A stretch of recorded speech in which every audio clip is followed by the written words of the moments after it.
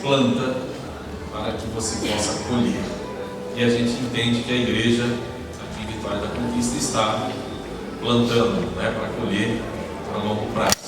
Muito embora o futuro tenha chegado cada vez mais breve para a gente nesse tempo que nós vivemos. Então eu quero agradecer a Deus por estar aqui, agradecer a Deus pela vida do pastor Davi, que é o presidente dessa igreja, e que abriu as portas para que esse evento pudesse estar sendo realizado, juntamente com o corpo de obreiros, né, dessa igreja que aprovou esse evento.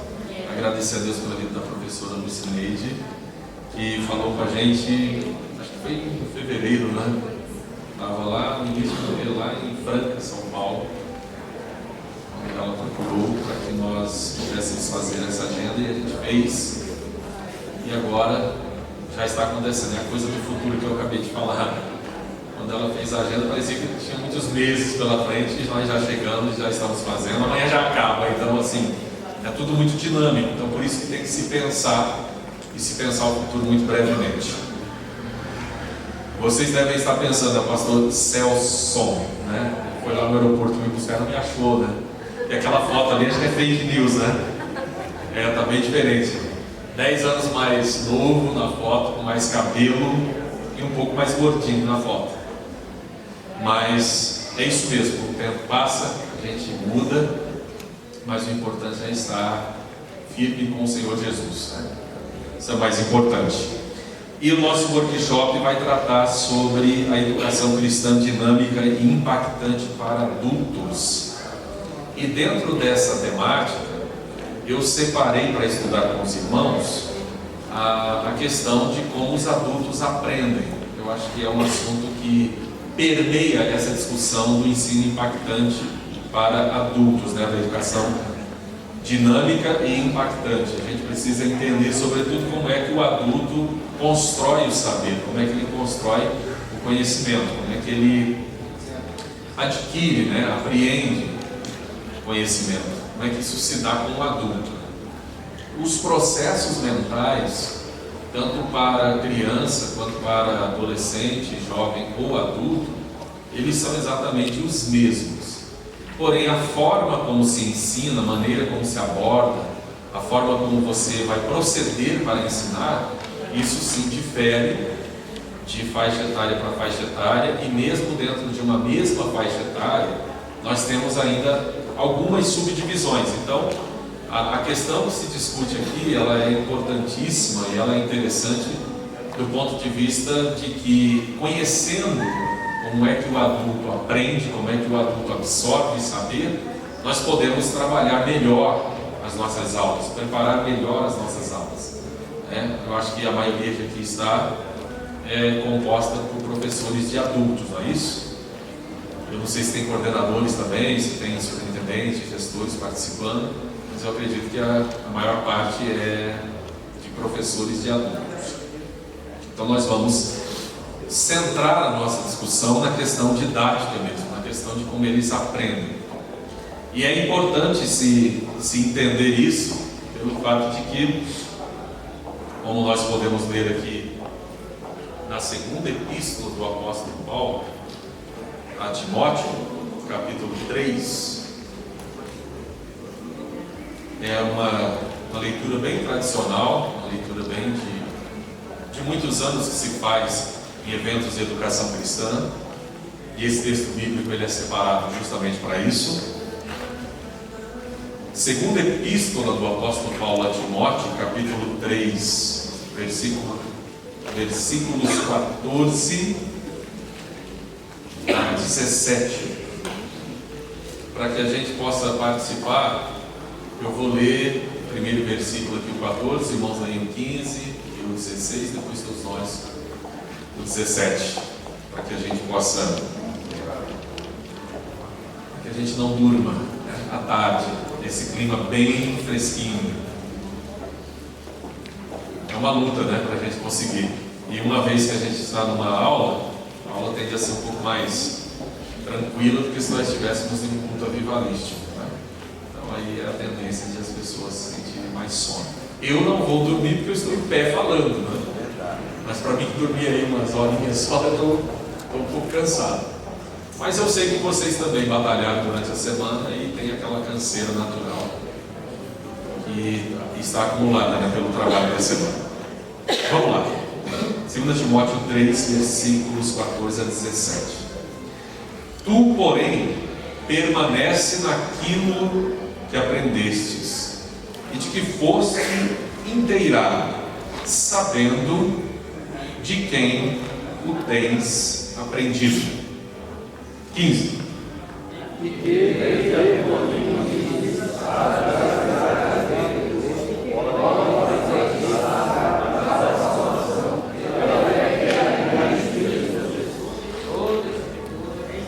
Agora vamos lá. Toda escritura divinamente inspirada é proveitosa para ensinar, para redarguir, para corrigir, para instruir em justiça, todos nós, para que o homem de Deus seja perfeito e perfeitamente instruído para toda boa obra. Como nós falamos, esse texto ele é muito utilizado, muito lido em eventos de educação, de forma que muito difícil a gente conseguir extrair alguma coisa que os irmãos já não saibam de um texto dessa natureza, né? É bem complicado para nós podermos tirar alguma coisa daqui que os irmãos já não estejam cientes. Nós temos certeza que já é do conhecimento de todos isso daqui. Bem, Paulo é autor de 13 das epístolas do Novo Testamento, e essa é uma dessas epístolas tradicionais que ele escreve a um indivíduo. Paulo dirige epístolas a igrejas e também dirige epístolas a indivíduos, como por exemplo as epístolas a Timóteo, também a Tito, que são chamadas ambas de epístolas pastorais, 2 para Timóteo, 1 para Tito, mas nós também temos a Filemão. E Paulo, ele é alguém que sistematiza praticamente e lança a base das grandes doutrinas que o cristianismo vai estabelecer para a sua existência. E dentro dessas discussões, Paulo, nas suas viagens missionárias, ele encontra, numa de suas viagens, um jovem, ele encontra um jovem que é filho de pai grego e de mãe judia, portanto é um jovem mestiço e que recebe ensinamento por parte da mãe e da avó, que são judias, ensinamentos referentes às escrituras sagradas, e sempre lembrando que nessa época só existia Antigo Testamento, não existia Novo Testamento ainda, porque o Novo Testamento estava acontecendo como história e posteriormente é que ia tomar formato de texto. Está acontecendo aqui nesse momento é o estudo do Antigo Testamento, só que o estudo do Antigo Testamento com uma perspectiva bem diferente, que é a perspectiva do Evangelho. Então Paulo vai dizer para Timóteo, instruindo acerca do relacionamento com pessoas que querem disputar, querem discutir, querem divergir, essa coisa toda. Paulo vai recomendar que ele tenha bastante cuidado, e ele vai dizer que ele deve permanecer naquilo de que ele foi inteirado, que ele foi completado, que ele foi construído. Ou seja, Timóteo, ele aprendeu, e Paulo chama a atenção para uma coisa muito interessante, que é ele ter muito claro de quem ele aprendeu. Ou seja, quem ensina é importante. De quem a gente aprendeu determinada coisa, o compromisso dessa pessoa, a fidelidade dessa pessoa, a sinceridade dessa pessoa, a aplicabilidade, a dedicação dessa pessoa, isso faz diferença. Então Paulo está chamando a atenção para que Timóteo se recorde disso, e nós devemos nos lembrar que Timóteo é um homem adulto. Então, como nós estamos falando sobre o ensino de adultos, eu achei por bem ler esse texto, Paulo relembrando Timóteo acerca das coisas que Timóteo aprendeu desde criança, conforme o versículo 15. E aí ele fala sobre a sabedoria sabedoria. Sabedoria para poder entender que a salvação em Cristo Jesus é o final da lei. Ou seja, o objetivo de todo o ensinamento da Torá, do Antigo Testamento, era a salvação em Jesus.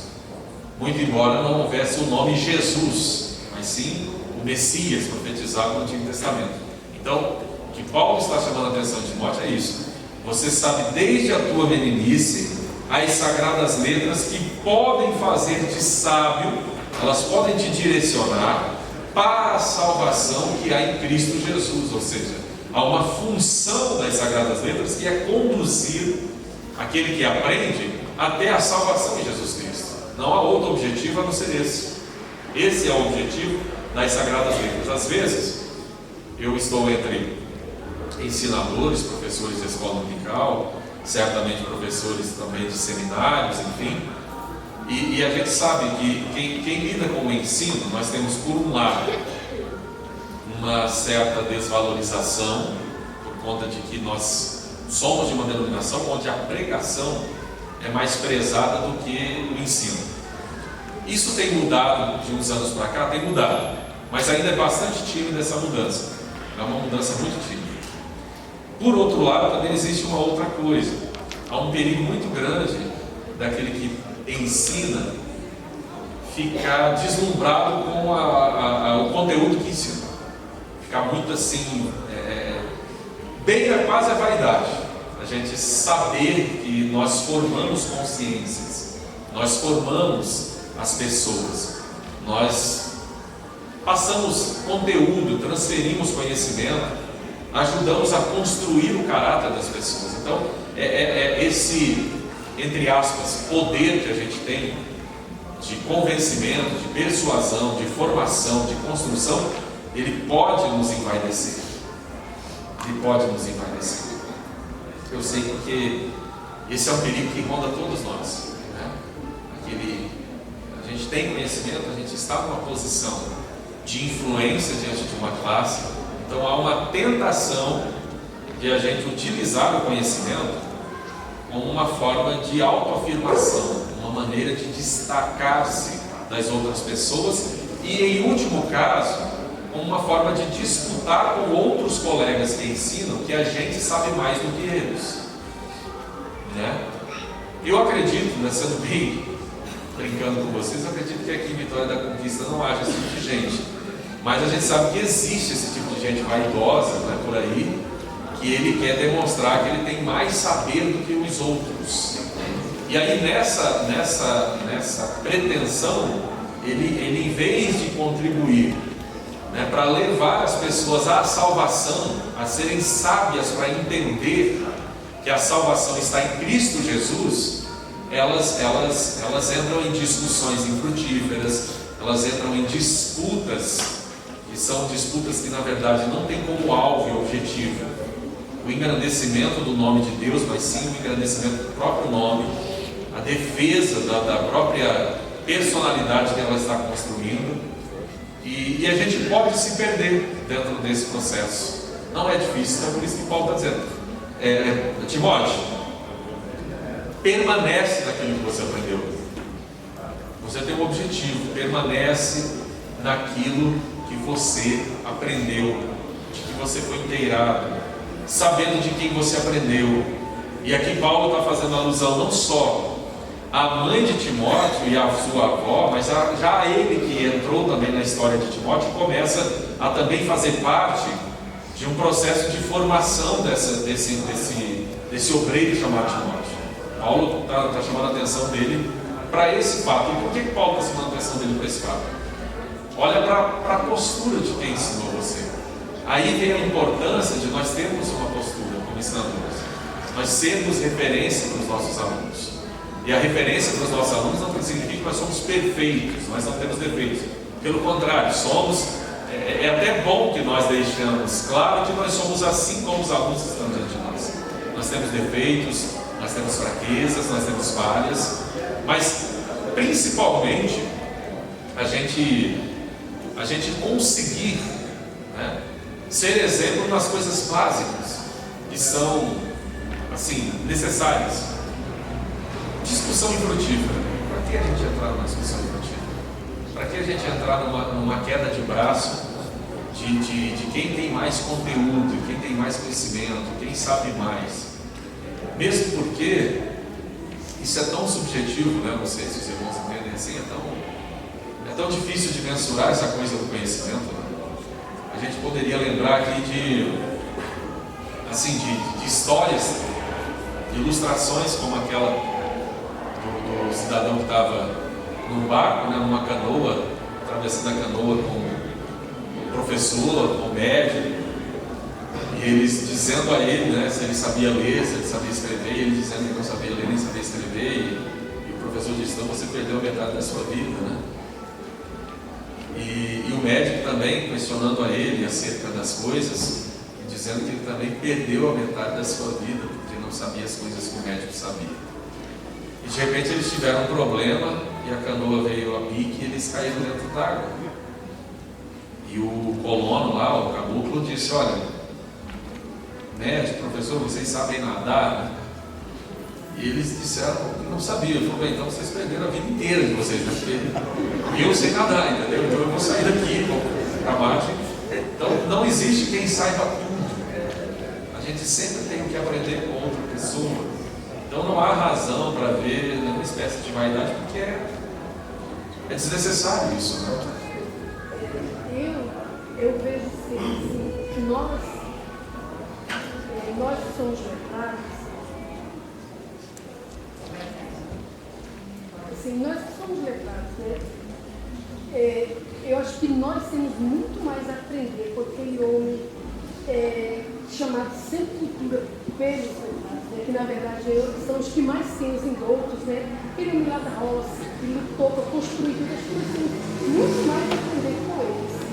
É porque são diferentes tipos de saberes, né?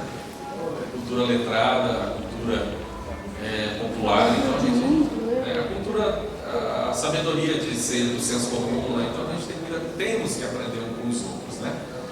E eu penso que na obra de Deus é mais necessário ainda, né? A gente ter a humildade e a gente ter a sensibilidade de ouvir as outras pessoas e saber que a gente tem que aprender. Então, Paulo vai falar do cuidado que tem que se ter acerca dessa perda de tempo, na verdade, desse embaraçamento. A gente se embaraça, né, com determinadas coisas. Uma coisa chata que eu vi acontecer em escola dominical ao longo da minha vida. Eu fui superintendente de escola dominical em Curitiba, né, em uma congregação, não na igreja central, mas numa congregação. E eu fui superintendente de escola dominical no interior do Paraná também. Muitos anos eu exerci esses cargos, esses papéis. E eu lidei com muita gente, muito professor e muita coisa. Então a gente assiste diversas coisas ao longo da nossa vida. Uma das coisas muito ruins que a gente percebia era, por exemplo, um professor e um aluno que ficam o tempo todo digladiando numa sala e os demais alunos ficam lá assim: sim, a gente está aqui também, a gente também quer aprender. Mas o professor, ele fica envolvido com o outro aluno que quer provar que ele não tem conhecimento. Aí aquele aluno fica tentando fazer perguntas capciosas, perguntas maliciosas para mostrar que o professor não tem conhecimento.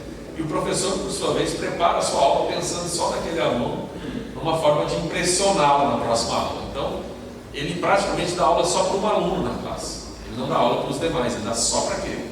Porque ele fica preocupado em atender aquele aluno, né? Então é bastante triste quando a gente encontra isso em escola dominical. Quando eu observava esse tipo de postura, o que eu fazia?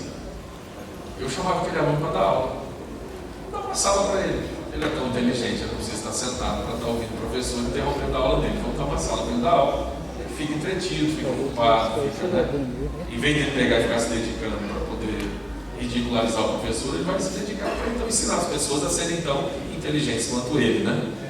Então, essas coisas, elas aparecem no nosso meio, elas se mostram no nosso meio. Então, Paulo está tratando Timóteo justamente para isso. As Sagradas Letras é para fazer a gente sábio. Tem um telefone tocando aqui. É para fazer a pessoa sábia, para entender que a salvação está em Cristo Jesus. A finalidade da lei, a finalidade de tudo que se aprendia é para apontar para Cristo. Não é para envaidecer, não é para encher a cabeça, não é para nada disso. Isso é infrutífero, isso é ineficaz, isso não tem valor. Então, Paulo vai chamar a atenção para isso e vai dizer: toda a Escritura divinamente inspirada, ela tem proveito, ela é proveitosa, ela é útil para fazer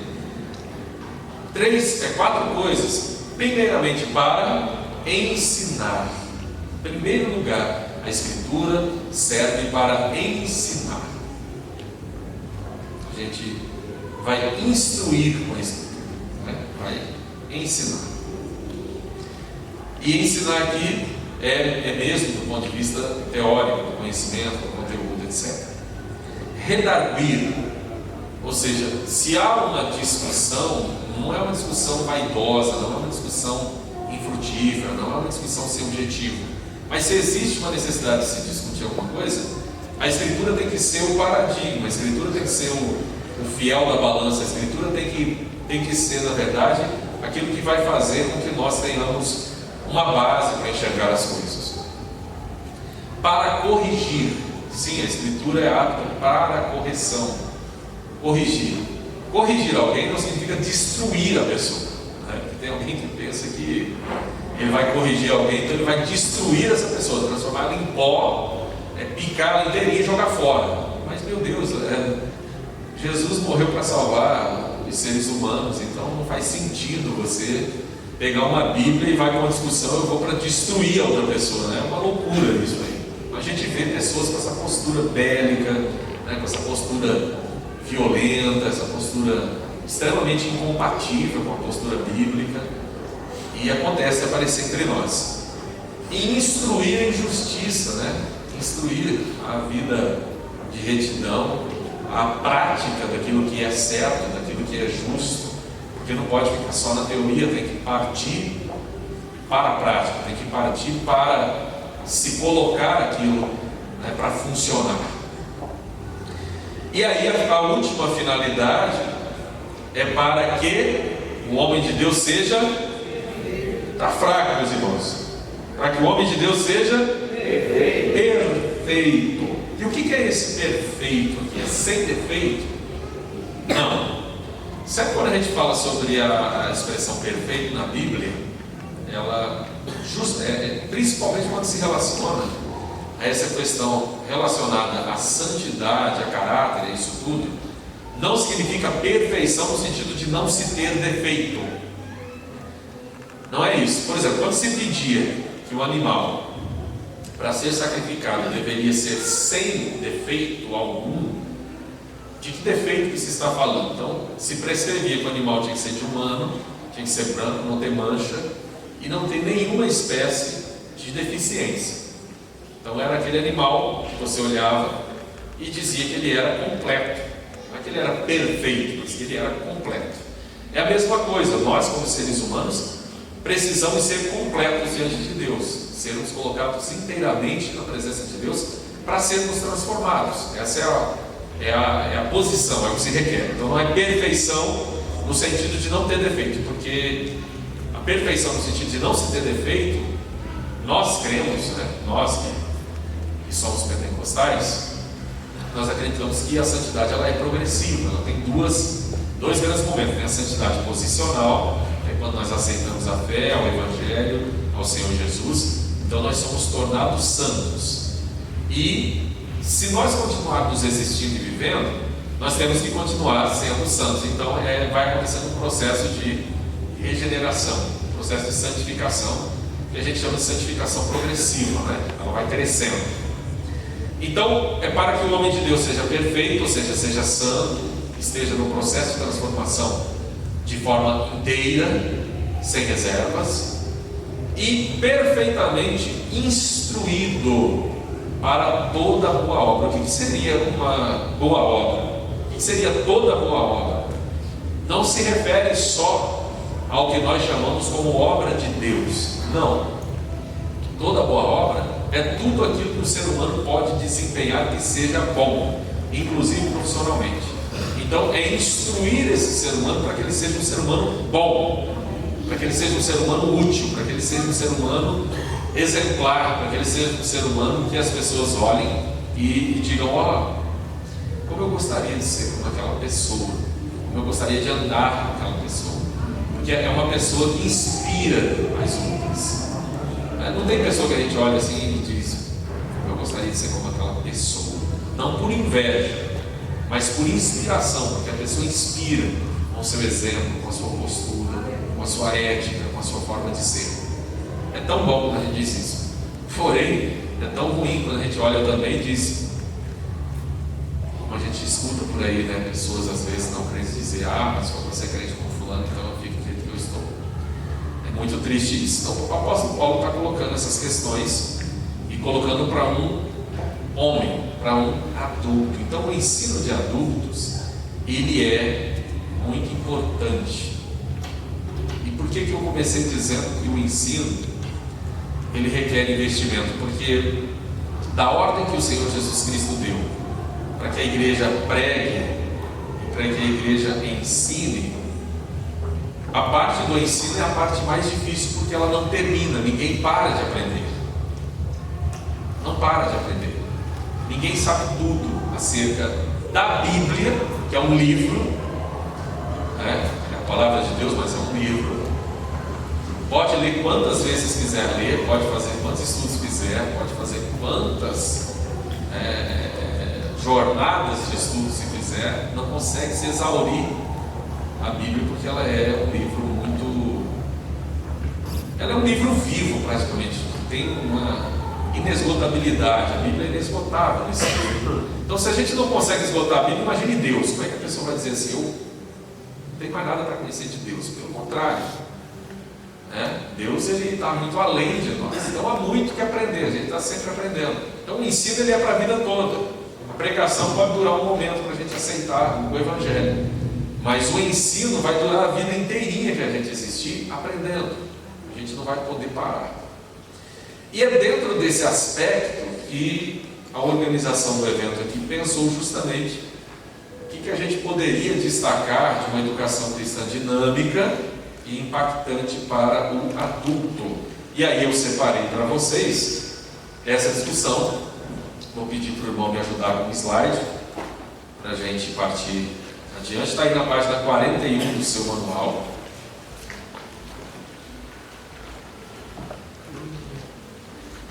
Página 41 do manual, você encontra onde está o nosso texto. Eu não sei se o irmão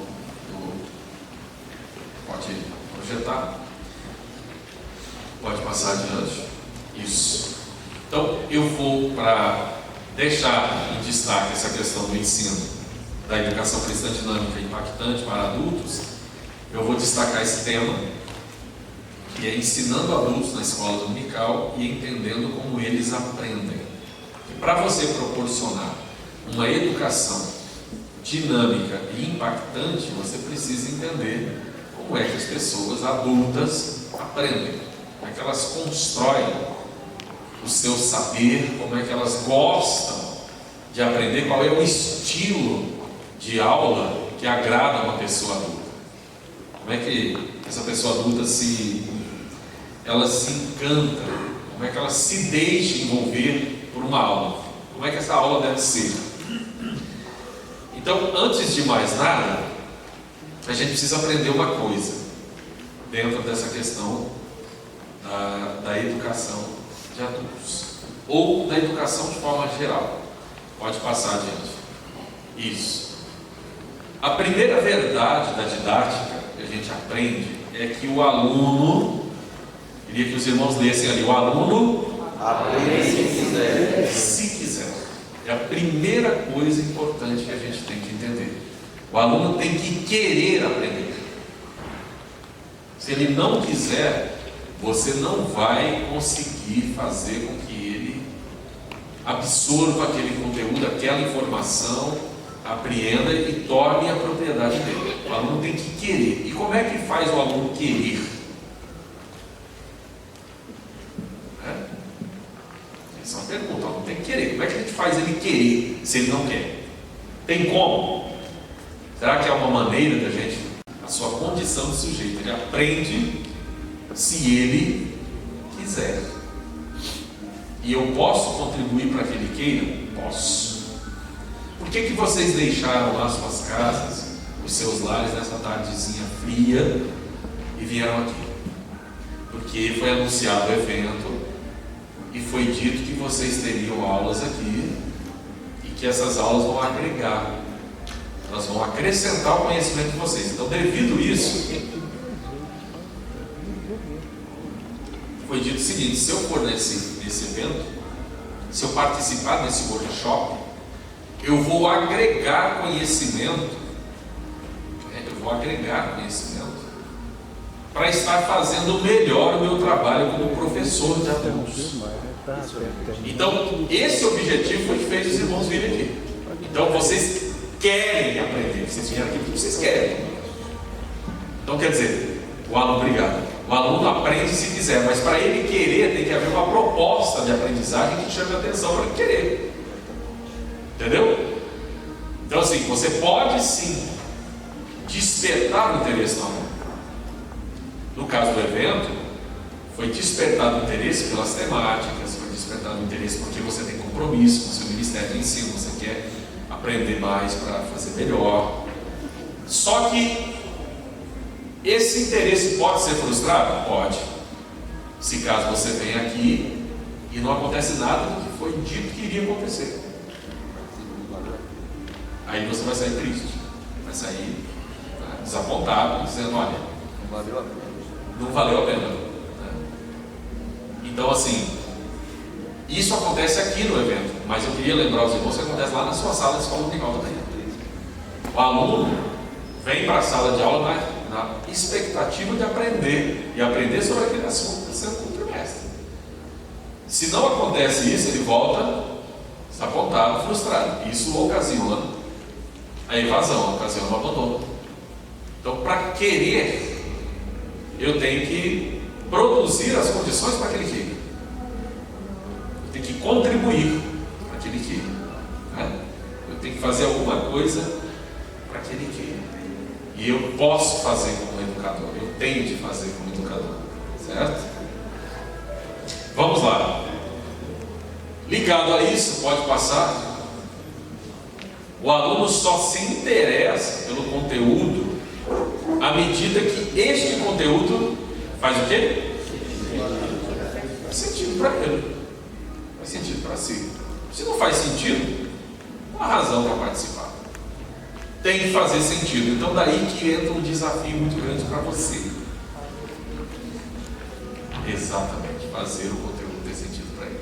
Porque nós que usamos, por exemplo, o currículo só, os irmãos usam o currículo da CPAD, e eu tive a responsabilidade de, por quase 10 anos, coordenar o setor de educação cristã da CPAD. Então, lidava diretamente com esse material. Agora, esse mês está completando um ano que eu estou responsável pela área de livros da editora, mas eu sei muito bem do que eu estou falando, porque eu fui aluno muitos anos, eu fui professor, eu fui superintendente, eu passei a trabalhar com formação de professores, na minha região, lá no Paraná, no meu estado, depois no Brasil todo, vindo para a CPAD, através do CAPED, coordenei também o CAPED por muitos anos, e leciono nas conferências, nos congressos da casa, além de ter a responsabilidade de estar à frente desse setor por muitos anos.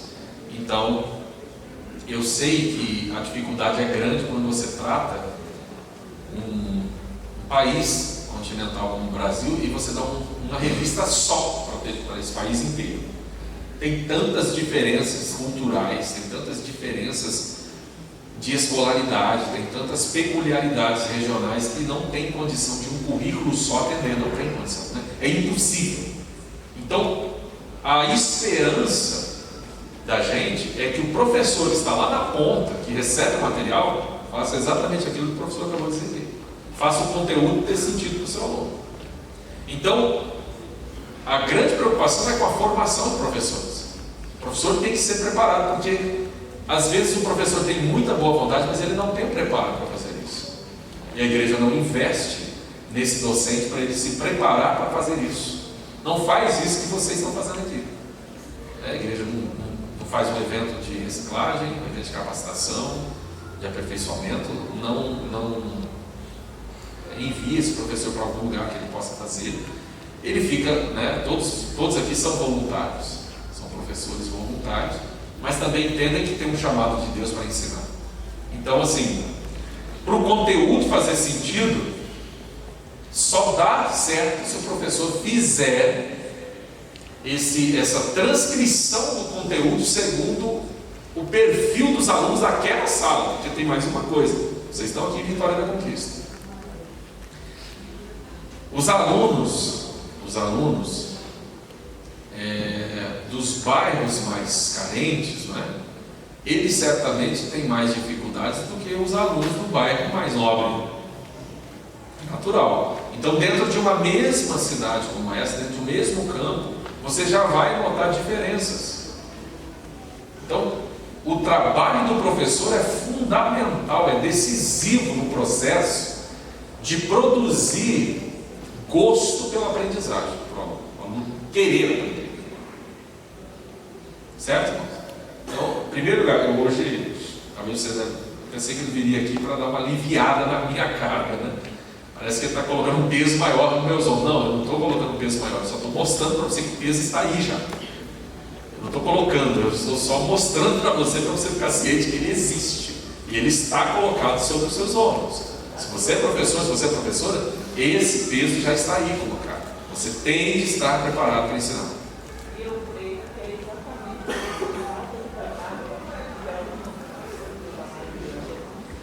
e as escolas estão esvaziando. Porque muita gente, quem é que vai ensinar? Fulano. Fulano, todo domingo fala a mesma coisa, não é nada de melhor. Então isso faz com que as escolas Esvaziem. Na verdade, não é só isso, né? Não é só isso, claro, mas esse também é um fator. O senhor quer colocar alguma coisa? O hedonismo, a busca do prazer da satisfação. Sim, também, claro. As pessoas hoje têm lazer. E domingo trabalham a semana toda. Sim. E por melhores professores que tenhamos, as pessoas ainda se esvaem da escola. Sim, também tem esse lado. Então, tem vários aspectos, né? Se a gente for pensar, tem vários aspectos que podem ser considerados. No meu caso, a minha realidade eu mudei. Eu tirei o domingo de manhã e coloquei para a quarta-noite. Não tem problema. Porque lá não funcionava, né? não funciona. Então, essa aí é uma questão que tem que ter uma acessibilidade A única grande. coisa que nós enfrentamos é espaço. Espaço. Então, É um grande problema. São gargalos que a igreja tem, né, de enfrentar, né? A modernidade. É uma cidade turística, então no domingo, quase todo mundo trabalha na hotelaria. Então, lá em Porto Seguro, como lá é ponto turístico, muitos trabalham na hotelaria, tem que trabalhar o domingo. Aí as congregações, elas adaptaram. Umas é no sábado, outra é na quinta, que não tem culto, aí é a escola.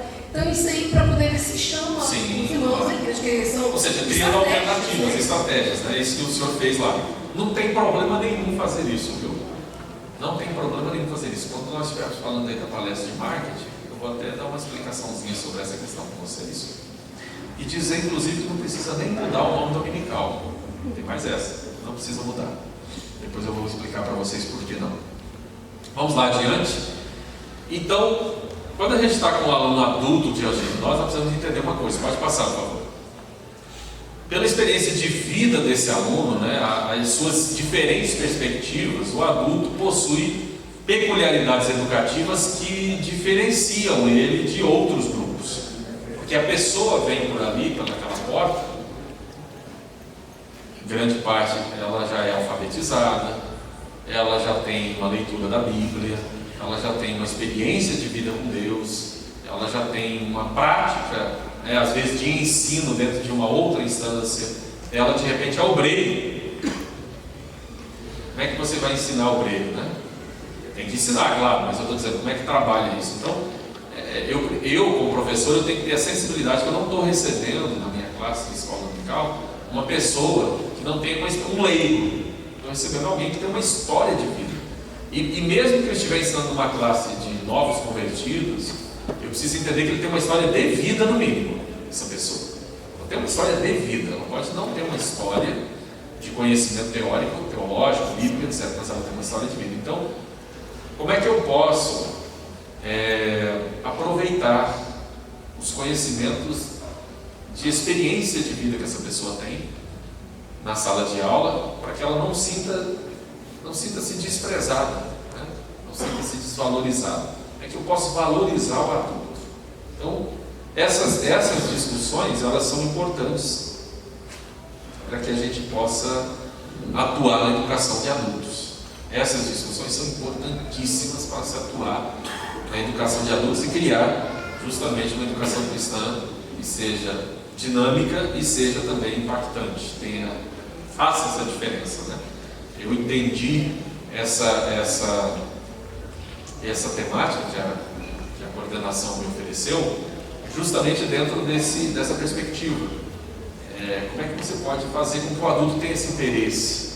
Se ele já tem certo conhecimento, se ele já tem certa vivência, como é que pode se produzir esse conhecimento? Vamos lá, para a gente entender um pouquinho do fenômeno educativo, pode passar adiante, e a andragogia. Bem, pode passar. Os especialistas, eles são praticamente unânimes em dizer que o fenômeno educativo é aquele que nos difere e nos define como seres humanos, nos difere dos outros seres vivos e nos define como seres humanos. A capacidade de aprender e de fazer diferente. O animal, ele é criativo dentro daquilo que ele faz, porque é da sua própria natureza e do seu instinto fazer. Então, por exemplo, se você sai daqui de Vitória da Conquista, vai para Salvador ou vai para qualquer outra capital, e você encontrar uma casa de João de Barra, ela vai ser exatamente igual à casa de João de Barra aqui de Vitória da Conquista. A cor da terra pode ser diferente por causa de uma coisa da terra, mas a casa vai ser exatamente a mesma. Por quê? Porque João de Barra não é arquiteto. Ele tem um instinto que faz com que ele construa o seu ninho daquela forma. Entendeu? Então ele vai construir aqui, ou lá em Salvador, ou lá em qualquer outro estado do Brasil, ou em qualquer outro país do mundo. João de Barra é João de Barra. Ser humano não. Você sai daqui, você vê a arquitetura de um jeito, você vai ali em Salvador ver de outro, você vai em outro estado ver de outro, e assim. Por quê? Porque é feito por engenheiros, por arquitetos que têm perspectivas diferentes e tem um padrão do próprio lugar. É aquele padrão típico daquele lugar. Então se desenha, se escreve um projeto também com as características daquele lugar. Isso tem influência.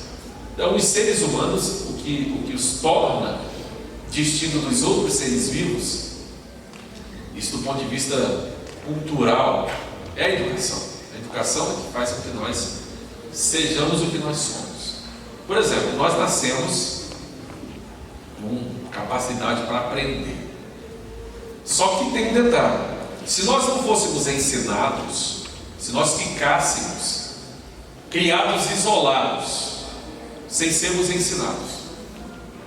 Ninguém ensina a gente a ler, ninguém ensina a gente a escrever, ninguém ensina a gente a andar. A gente só recebe comida e bebida. Os irmãos acham que vocês saberiam falar, saberiam escrever, saberiam andar? Não, você não aprende sozinho. Você não aprende espontaneamente, isso tem que ser ensinado. Para ser ensinado, tem que ter a mediação de um educador, seja esse educador leigo, seja esse educador técnico. A educação tem pelo menos aí 3 instâncias. A educação informal, que a gente recebe desde criança, boas maneiras, aprende a falar, aprende a andar. São os nossos pais que ensinaram isso. Eles podiam até ser analfabetos, mas eles ensinaram isso para a gente. Tem a educação formal, que aí é a educação letrada, a gente aprende a ler, aprende a escrever, aprende a contar, aprende as habilidades mínimas, básicas, para poder dominar os outros conteúdos do saber. E existe a educação não formal, que é a educação de cursos de reciclagem, de aperfeiçoamento, de uma série de coisas que a gente faz que eles terminam aquela etapa, mas não é uma formação cabal. É algo que você precisa estar constantemente fazendo alguma coisa para poder estar agregando. Então, seja qualquer que seja a instância, o educador, a figura do educador vai existir. Ou seja, sem educação não tem humanidade. Os nossos pais, que eu não estou falando necessariamente do seu pai e da sua mãe, os nossos antepassados, eles transmitiram um legado cultural que foi passando para as gerações. Costumes culinários, costumes de vestuário, costumes até funerários. Eu sou professor de antropologia também, e às vezes eu falo essas coisas na sala de aula e tem um pessoal que fica um pouco admirado. A questão mesmo de sepultamento, de enterrar pessoas, não é muito antiga, se você considerar toda a existência da humanidade, todo o tempo de existência.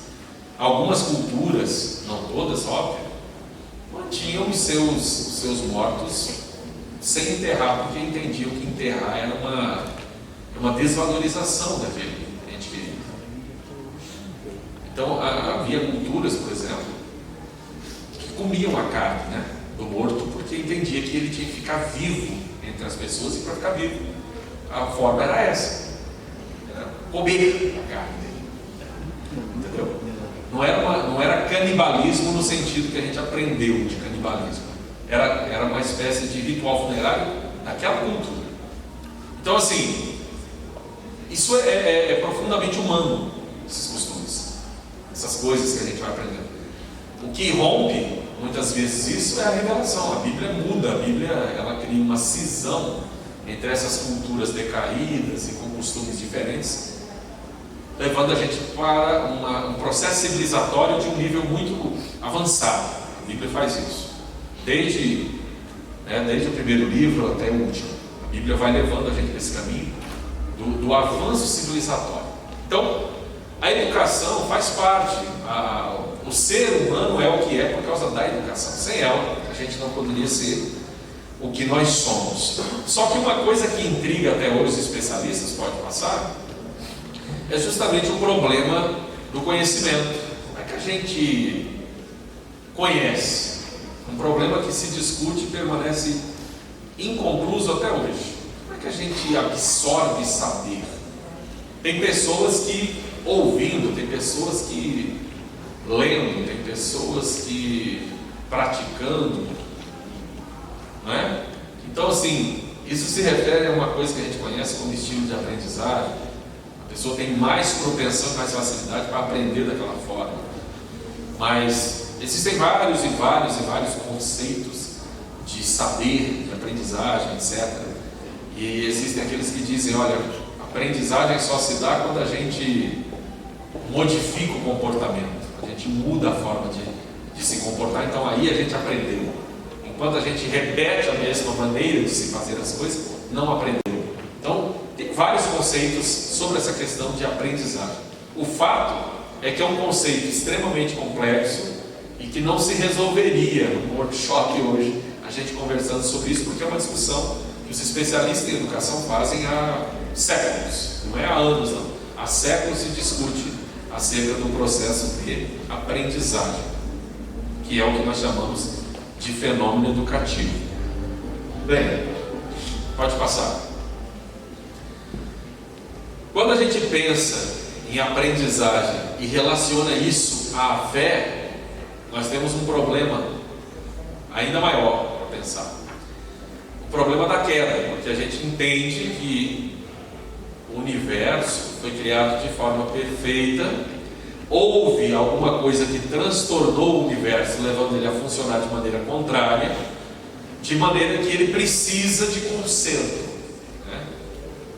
Ele precisa ser consertado, ele precisa ser arrumado, que é o que Deus vai fazer quando restaurar todas as coisas, inclusive ressuscitar todos nós, e ressuscitar dando um corpo glorificado que não mais sofre as intempéries da vida, não mais fica doente, não mais morre. Então esse é o termo perfeito, termo cabal para tudo, e o universo também vai passar por esse processo. Então, o problema da queda, ele traz para a gente também, consequentemente, problemas relacionados ao funcionamento do cérebro. Existiam teólogos na Idade Média que defendiam a ideia de que o cérebro não sofreu alteração com a queda. O cérebro não foi alterado. Todas as outras partes, sim, menos o cérebro. Tomás de Aquino participava dessa visão, Importantíssimo teólogo católico que fez, inclusive, a transposição da filosofia aristotélica para a teologia, com a sua Suma Teológica, uma obra volumosa, vários volumes. Então, havia aqueles teólogos que entendiam que a queda não afetou nosso sistema cognitivo, como nós aprendemos. Mas a gente sabe que afetou, porque existem não só problemas neurológicos, como existem problemas relacionados à aprendizagem, seja por ineficiência docente, seja por falta de empenho discente, seja por falta de comunicação entre ambos, seja por qualquer outra coisa, ou dificuldade de aprendizagem mesmo. O processo alterou a forma da gente ver as coisas. Então, além disso, existe a diferença entre o processo educativo, entre os diversos atores que compõem a educação, o momento da educação. Quem ensina classe de adultos de escola dominical, por exemplo, vou dar um exemplo concreto para vocês. Quando a gente ensina classe de adultos, hoje a CPAD, nesse último currículo que foi lançado, fez a divisão entre jovens e adultos. Antigamente a revista era para jovens e adultos, hoje a gente tem uma revista exclusiva para jovens e outra para adultos. Fazendo a separação dos jovens, e essa separação a gente não quis ter ingerência acerca de qual é a idade limite para se separar. Qual é a idade limite do jovem? Hoje eu sei que os irmãos já devem ter lido sobre esse assunto. A adolescência é um período que ele se dilatou, ele aumentou. Antigamente a gente falava que alguém era adolescente aí com 15 anos, até 15 anos era adolescente. Daí para frente a gente entendia que a pessoa já era responsável, enfim. Hoje parece que o adolescente vai até 25 anos, entendeu? Parece que o jovem vai até 40. Eu fico feliz, entendeu, com esse negócio, porque eu fiz 42 esse ano, estou me sentindo jovem, Eu estou jovem, estou com a boca aqui mamei ainda. Então, assim, a questão toda é que existem mudanças sociológicas a respeito dessas faixas etárias. Mas não é nem isso que eu quero falar com vocês. Eu quero considerar o seguinte: numa sala de aula, a heterogeneidade, as diferenças que nós temos entre as pessoas, nível de escolaridade, por exemplo. Nós temos uma classe de adultos, aí nós temos 20 alunos. 20 alunos cujos alunos são separados por idade, mas que têm diferenças sociais e escolares entre eles que são muito grandes. Então, uma aula que é mediana, ela está sendo fraca para o aluno que está na faculdade e já fez um curso superior, já fez pós-graduação e mestrado, e ela é extremamente complicada para o aluno semi-escolarizado que está sentado lá também. Estão me entendendo? Você vai ensinar para adultos, mas aí tem pessoas semi-escolarizadas e tem pessoas catedráticas. Para catedrática, sua aula está fraca. Para semi-escolarizado, sua aula está complicada. Aí você faz a aula para impressionar o catedrático ou a aula para atingir o semi-escolarizado? Entendeu ou não? Sim, pastor, e aí? E aí? E aí é que a superintendência, a coordenação, precisa fazer uma pesquisa com os alunos, conhecer o perfil dos alunos, porque é de acordo com o perfil dos alunos é que vai fazer a classe. Certo? Vai separar a classe com o perfil do aluno. Alunos catedráticos. Pega os alunos catedráticos, bota numa sala com um professor que esteja à altura deles. Mas aí não é a questão da discriminação? Não é discriminação. Nesse caso, é segmentação. Tem que entender isso. É a questão de atender. Poderia ter esse pensamento da discriminação, mas não. Mas é a questão de entendimento. Atender as necessidades daquela pessoa. Porque para ele uma aula mediana vai ficar fraca. Para o outro que é recém-escolarizado vai ficar muito difícil. Então, quer dizer, você vai desagradar os dois numa tacada só. Então é melhor você separá-los e atender a necessidade de ambos do que você pegar e deixar os dois insatisfeitos, você perder os dois a pouco. Professor César, e se não houver esse material para escolhermos um professor à altura, porque o professor não tem esse material, é a nossa realidade, dentro das nossas compreensões. Claro, não, sim, estou entendendo. A realidade. Além do espaço também, mas O espaço físico, eu sei disso. Tudo isso que os irmãos estão me dizendo, eu sei, porque eu sou de igreja também. Porque para o jovem hoje ele ser universitário, alguns irmãos, hoje se tornou fácil. Fácil. Mas para o professor É difícil, porque ele é de outra geração. Entendeu? Aí é que entra, pastor. A sensibilidade da liderança da igreja entender que a gente, para atingir essa parte importante da igreja, que é a parte do ensino, tem que se fazer investimento. Entendeu? A liderança da igreja precisa olhar com sensibilidade para essa parte, para se fazer esse investimento. Quando eu falo de liderança, eu não falo da liderança da congregação em si, tem que vir mesmo da liderança da igreja matriz para que a liderança entenda essa necessidade e possa pensar num projeto, não sei se é a curto prazo, pensei hoje, vai acontecer amanhã, não, mas sim, o que é que nós podemos fazer para formar um grupo de professores que esteja à altura, para que não só ensine aqui no Templo Central, mas se precisar se deslocar para uma congregação no perímetro urbano, dentro da cidade, que tem essa peculiaridade, a gente vai fazer. Outra coisa importantíssima, esse evento, ele é um evento muito importante e bom, mas a igreja local precisa fazer eventos locais também, só com os seus professores e com a sua coordenação e com a sua liderança. Para quê? Para atender essas necessidades, para ver, conversar, qual é a necessidade lá da congregação, qual é a necessidade lá daquele setor, entender essas peculiaridades, mapear.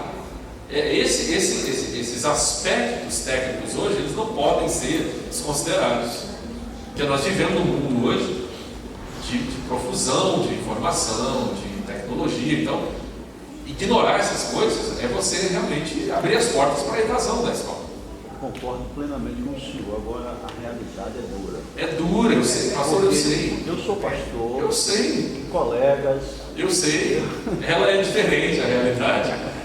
Rapaz, vocês são de uma cidade com mais de 300 mil habitantes. Eu era de uma cidade com 30 mil habitantes. Não, eu pastorei uma de 10 mil. Hoje, então, é uma cidade pequena. Eu tenho comunidades que não têm um evangelho. Um evangelho. Então, quer dizer, há grandes necessidades. Porque o meu orçamento é pequeno. Queria eu trazer um grupo, mas só pude vir eu e minha esposa. Certo. Demais.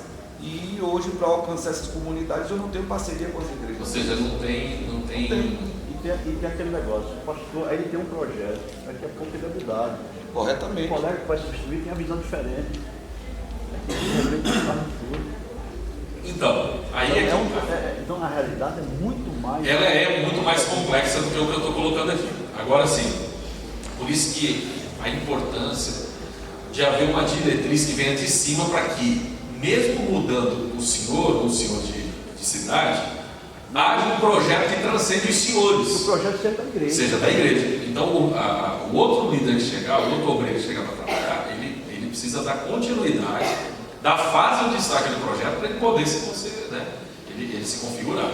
Eu louvo a Deus pela vida do pastor Davi, porque para nós termos um evento como esse, teríamos que ir para o sudoeste. Certo, Paulo, ele se deslocar. Eu já fui. Ele trouxe para cá. Ele trouxe para aqui e Então, nos deu condições. Isso aqui já é extremamente relevante. Um evento dessa natureza aqui, a gente sabe que tem despesas, ele é muito importante. Só que ele não tem um caráter formativo. Ele tem um caráter de conscientizar. Eu vim aqui mais para conscientizar vocês, não para formar. É um processo que vocês têm que assumir, né, as responsabilidades disso e falar, nós vamos ter que fazer, porque tem muita coisa para fazer. Vocês estão percebendo, há coisa demais para fazer. Vai ter que correr atrás, vai ter que se investir. Isso não vai acontecer de um dia para a noite, num passe de mágica, como se diz. Vai ter que ter toda uma mudança cultural, uma construção, né, dessa ideia, um amadurecimento disso com o ministério, tudo, conversando, para poder se chegar nesse ponto. Para a gente ter soluções concretas, né? Porque para você ter um ensino, a educação cristã, dinâmica e impactante, a gente tem que pensar nesses termos aqui que eu estou colocando para Agora, se o vocês. pastor chega também na igreja, tem uma diretoria de escola dominical que funciona direitinho, Sim, aí já, né? aí já fica mais difícil para poder ter ingerência no sentido. Esse educador, ele inicialmente opôs a andragogia à pedagogia, como eu disse, posteriormente ele entendeu que a primeira continha pressuposto para a segunda, então acabou-se essa distinção, porém se mantém a necessidade de adequação do ensino dessas faixas etárias diferentes. Vamos lá adiante. Falando um pouquinho só sobre a questão das teorias de aprendizagem. Teorias de aprendizagem tem muitas, não são apenas essas 3 principais que eu vou apresentar para os irmãos. Quem é educador aqui, quem trabalha com educação, quem fez faculdade de pedagogia ou quem está fazendo sabe muito bem que existem muitas outras opções de teorias de aprendizagem, de construção de conhecimento, mas existem 3 teorias que se sobressaem, né, que se destacam dentro desse processo. Essas 3 teorias podem ser sintetizadas da seguinte forma. Primeiro, vamos lá. Podem ler lá, por favor? Empirista, primado do objeto. Empirismo é a ideia de prática mesmo, de se fazer na prática. Então, a ideia dessa primeira posição aqui, teoria de aprendizagem, é que o conhecimento está no objeto que vai ser estudado. Então, no caso da escola dominical, o conhecimento estaria na revista. A revista que tem o conhecimento. Então, eu tenho que ter contato com a revista para eu poder ter conhecimento.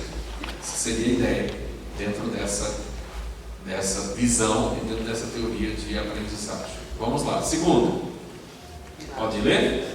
Inatista, a priorista ou nativista.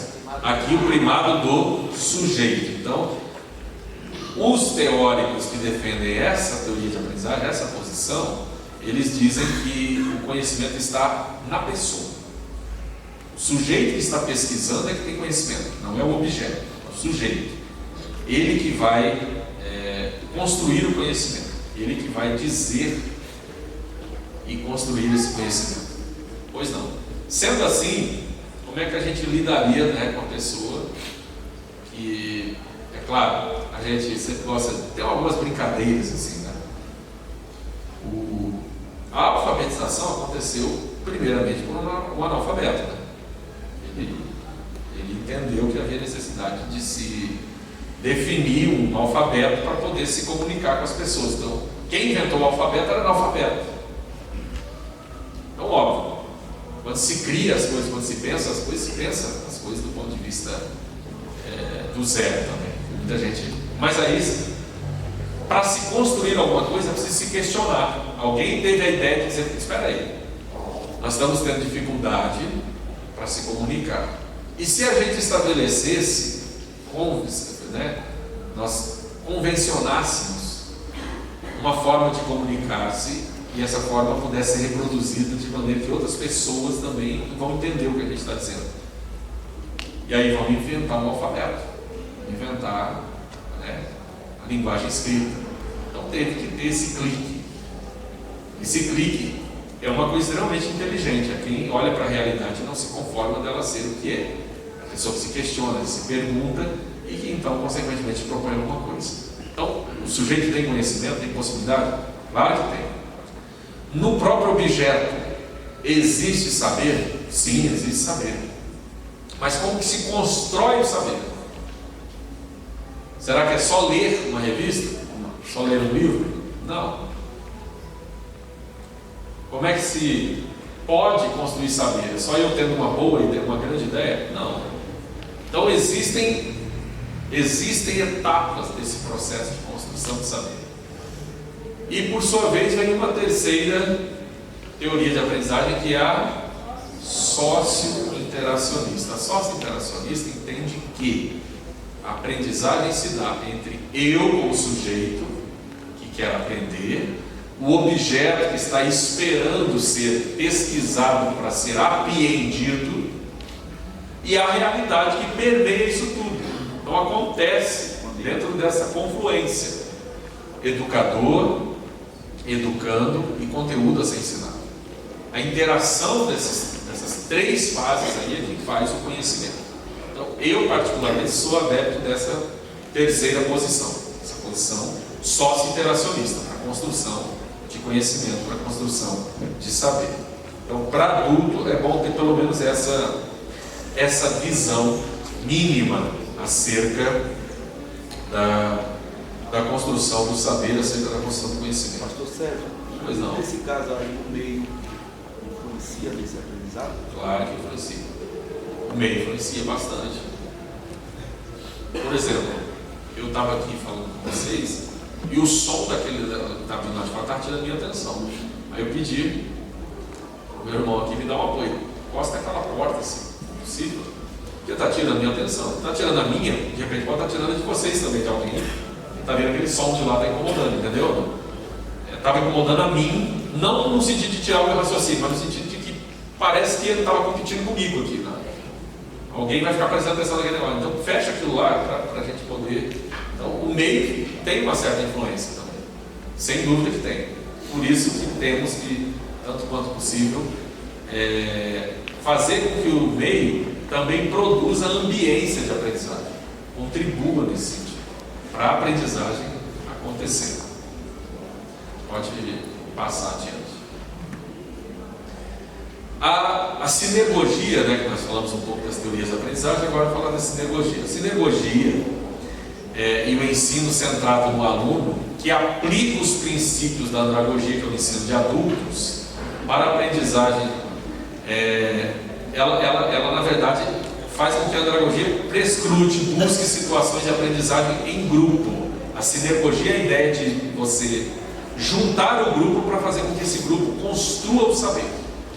A andragogia é a ciência que vai estudar o ensino de adultos, e a sinergogia é a ação de você fazer com que esses adultos se unam para construir o conhecimento, para aprender de maneira unida, comunitária. Porque o ensino de adulto ele é um ensino comunitário. O ensino para criança, para adolescente, ele é um ensino que se faz meio que na disputa. A criança quer tirar a maior nota que a outra, a criança quer chegar primeiro, a criança ela quer ser premiada e não castigada.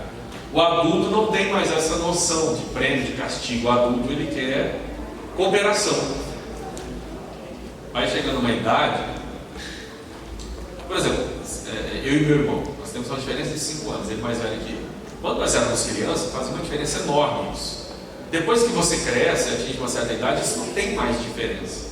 A gente fica bem parecido um com o outro.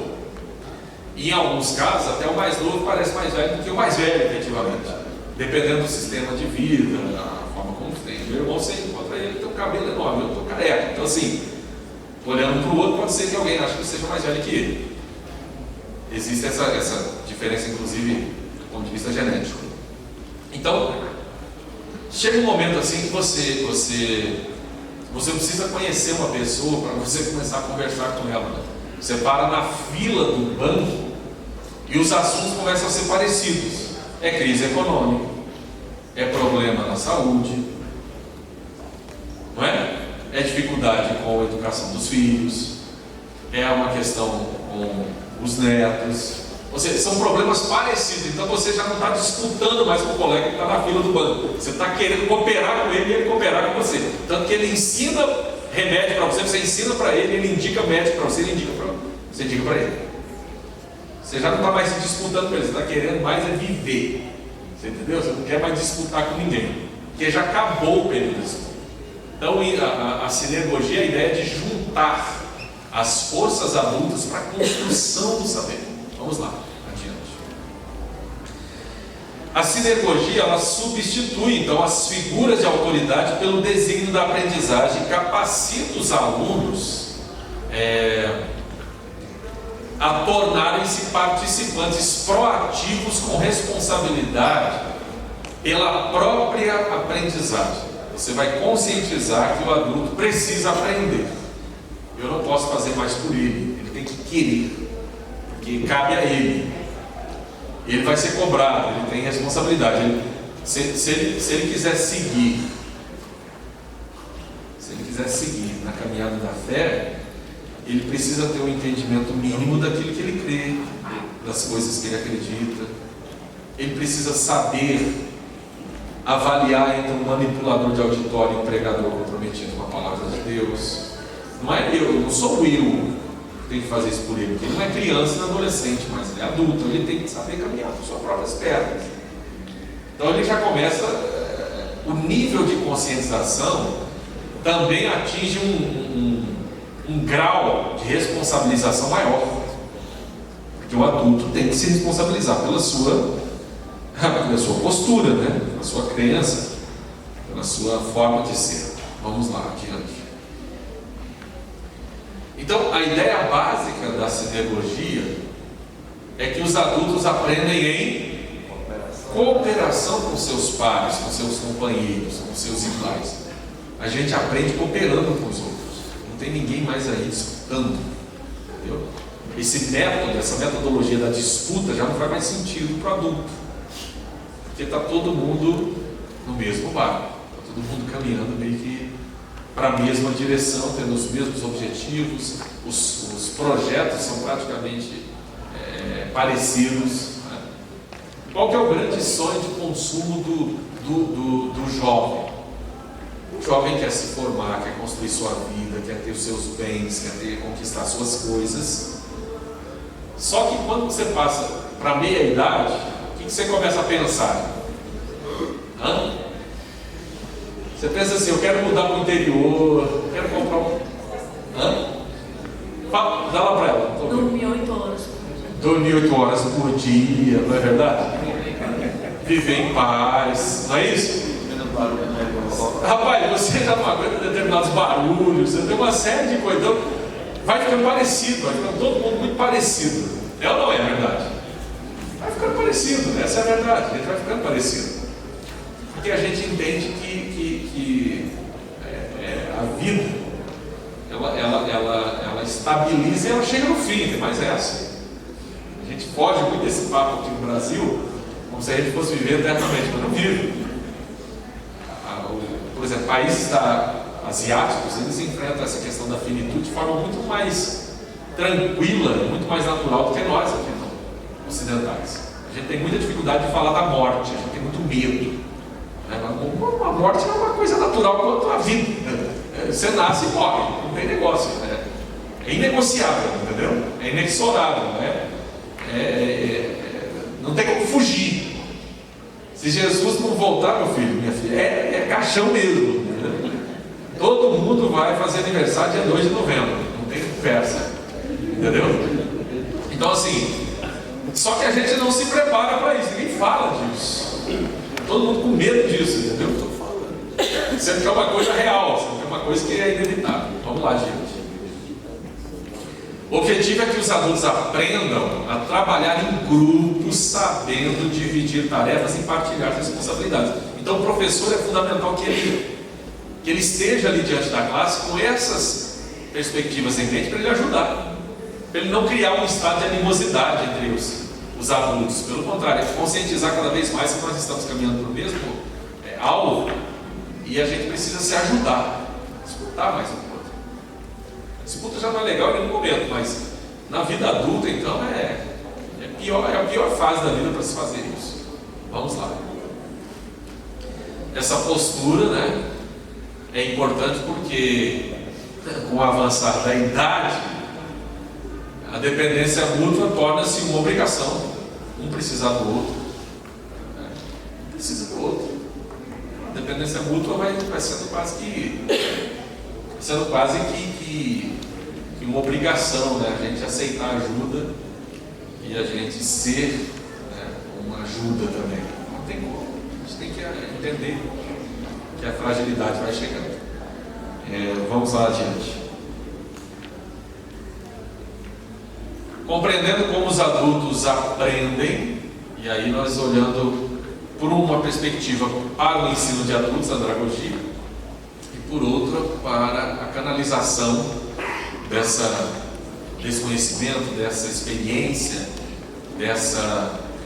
de todo esse acúmulo de atividade, de vivência do adulto, para culminar na sinergogia. A andragogia se concentra no que acontece durante a aprendizagem, não no conteúdo. A andragogia não está preocupada com o conteúdo que se ensina, está preocupada com o que acontece no processo de aprendizagem. Como é que o adulto aprende? Como é que o adulto consegue absorver saber? Como é que ele se torna alguém que ainda tem estímulo para aprender alguma coisa?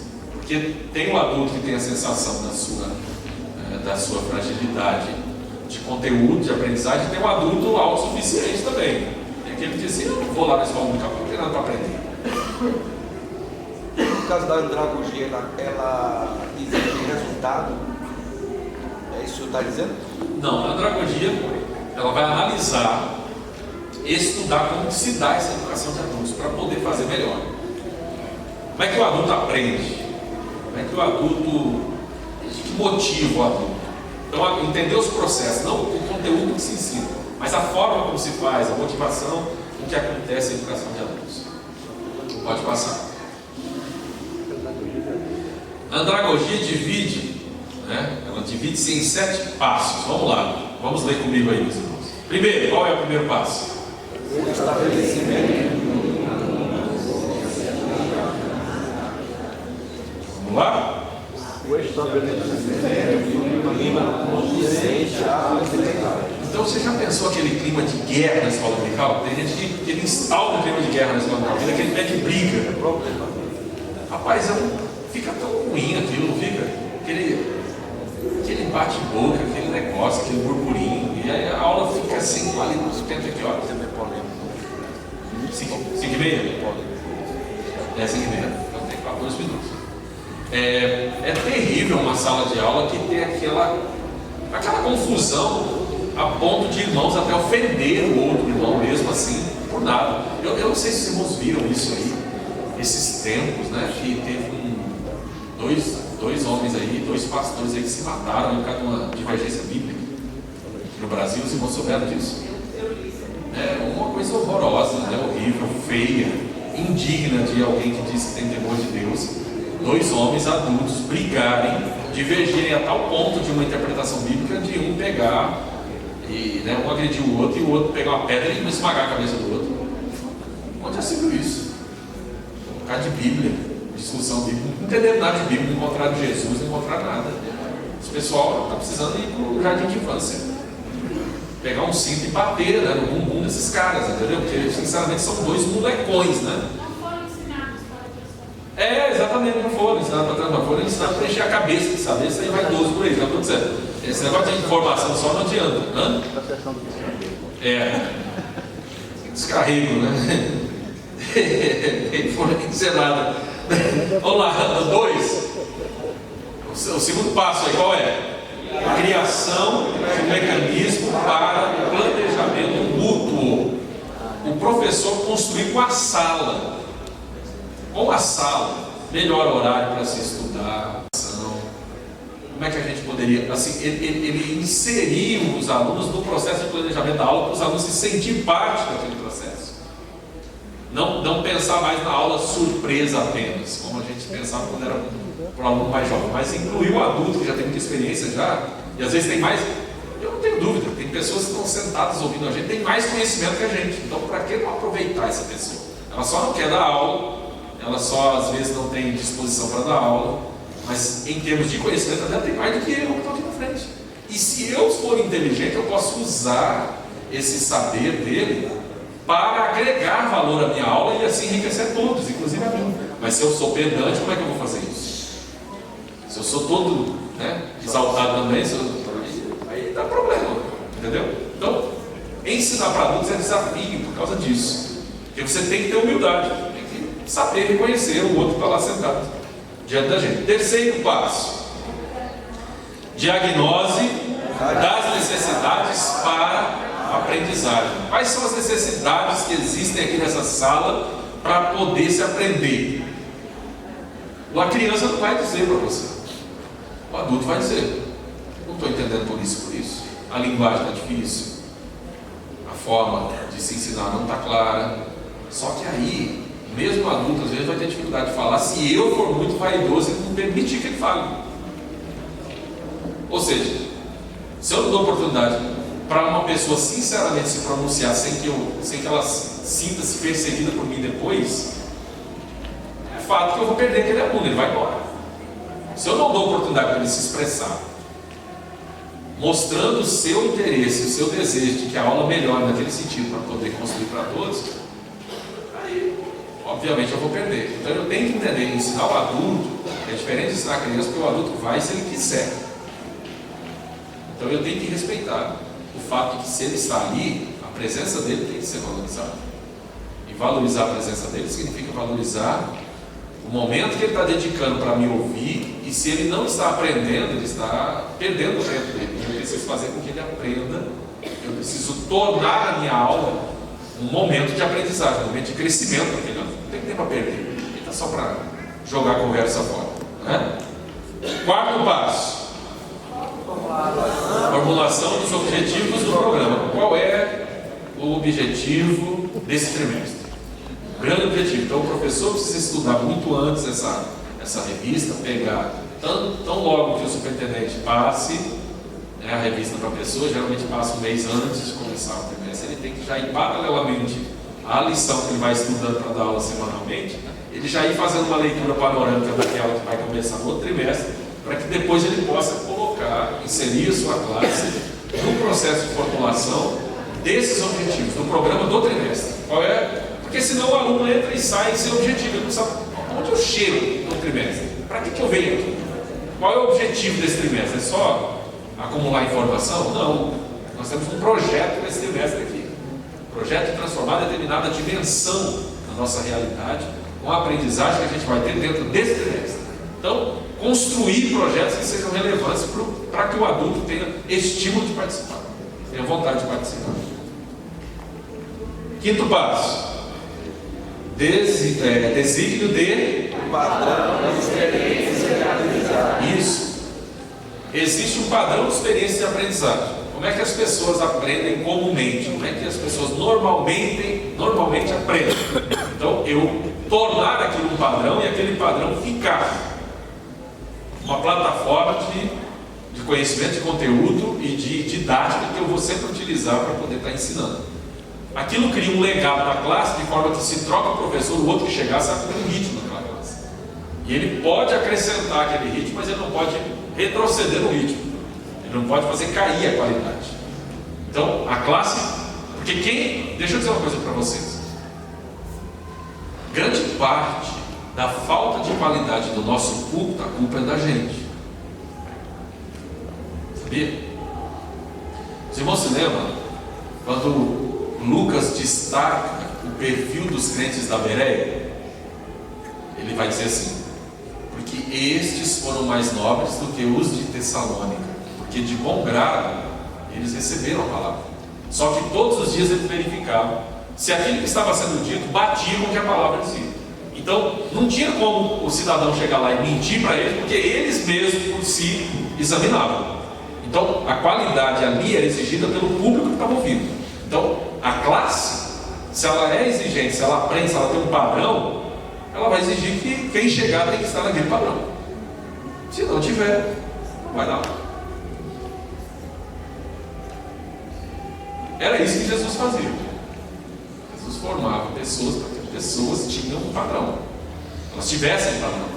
Tendo aquele padrão, elas não vão aceitar nada menos que aquilo. É isso que tem que ser feito. Tem que ter a coragem de se criar esse tipo de padrão. Sexto passo: administração de experiências de aprendizagem com técnicas e materiais satisfatórios. Então, é junto com os alunos construir esses laboratórios, essas experiências. O que está dando certo? A aula mais expositiva, a aula mais participativa, a aula mais prática, a aula com slide, a aula sem slide, a aula com texto, a aula com vocês escrevendo determinada posição, e aí a gente discutindo aquela posição. Testar as situações, as diversas situações, uma mistura disso, a diversificação disso, qual que é o estilo que prepondera, qual é a forma que constrói mais saber, que estimula mais, faz com que haja mais vontade de aprender. Isso aí tem que discutir. Discutir com a classe, não levar o pacote pronto de casa. A classe tem possibilidade, pela experiência de vida, pela experiência de fé, de discutir com a gente, conversar com a gente, para crescer junto. Sétimo e último passo: Avaliação dos resultados da aprendizagem. avaliação dos resultados da aprendizagem. Sim, fazer avaliação, não só essa avaliação conteudista, né, que é a avaliação que vem na revista, que é a avaliação estanque, onde o cidadão, a cidadã cita uma frase e aí está respondendo. Não, é uma avaliação mais ampla, né, uma avaliação mais profunda que precisa ser feita para poder se descobrir se de fato está havendo crescimento e está havendo aprendizagem. Porque senão, entra trimestre e sai trimestre, a pessoa não sabe nada e fica muito difícil. Vamos lá, adiante, já estou terminando, tenho 5 minutos. Pelo fato dos adultos já serem experientes, o educador deve concentrar-se em 3 áreas que são tipos de aprendizagem. Vamos lá. Primeira área, pode passar, é a área cognitiva, né? Que é a que a gente mais atua sobre ela. Lida com o que o aluno sabe, o que ele deve saber, ele deve conhecer. Então lida muito com conteúdo, a gente transmitir cada vez mais conteúdo. A gente hipervaloriza essa área cognitiva. Ela é importante?